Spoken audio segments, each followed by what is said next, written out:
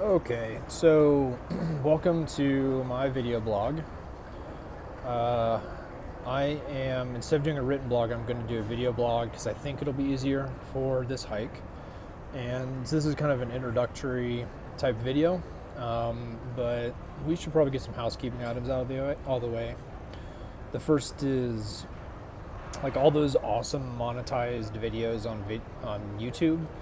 This is not going to be one of those. So if you're expecting some like nice graphics and all that kind of stuff, then sorry.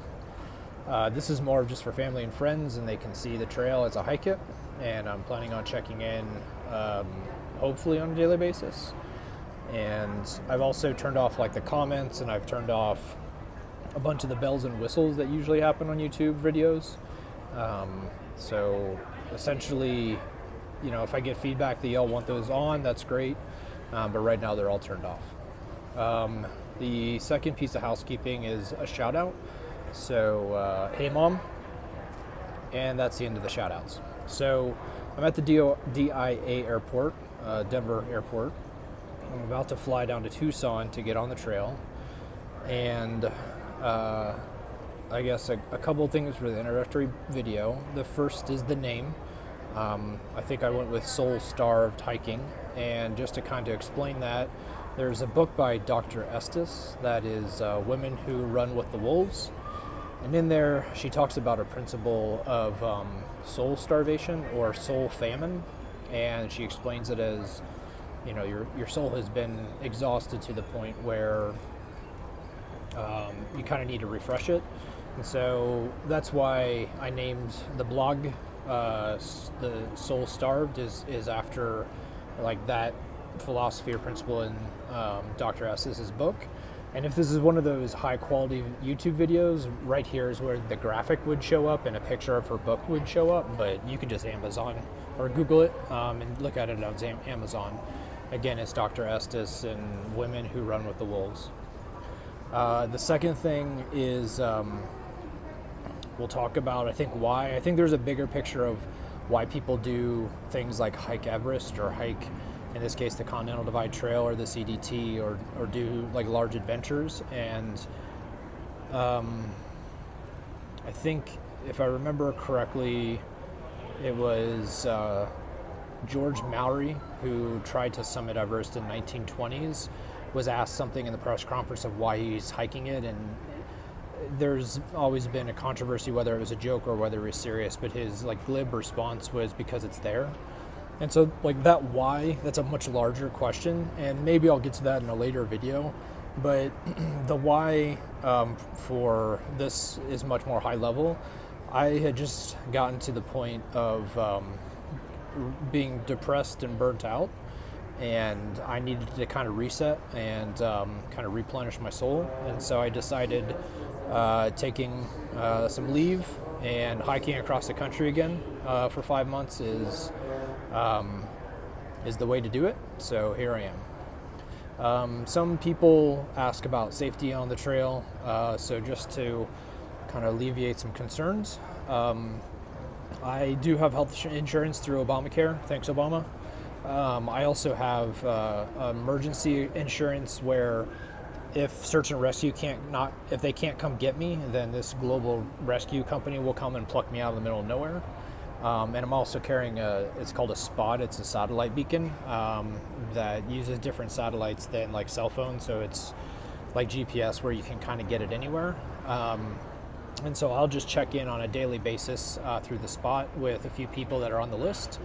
And so that's how I'm being safe on the trail. And then once I get to like grizzly bear country, I'll start carrying bear spray. But I'm not carrying that in New Mexico or Colorado, at least not yet. I guess a little bit of background. The Continental Divide Trail, or the CDT, is kind of known as the more difficult of the trails because part of it's not even finished, and so it's kind of a route, not a trail. Also, part of it, you have to walk on some like country roads or Forest Service roads to get around like private lands. And then it's also longer. So the Appalachian Trail is about 2,100 miles. The Pacific Crest Trail is about 2,650 miles, or 60 miles, I think. And then the Continental Divide Trail is about 3,000. But there's a lot of different alternatives because there's not really a set route. So some people will hike 2,800, some people 3,100. It just depends on your alternatives. And so the CDT is, it goes across the desert, it goes across into Mexico, then it goes across the Rocky Mountains in Colorado. So it actually goes up and over a 14er. I think it's Gray's Peak, which is about 14,300 feet, I think is what Gray's Peak is.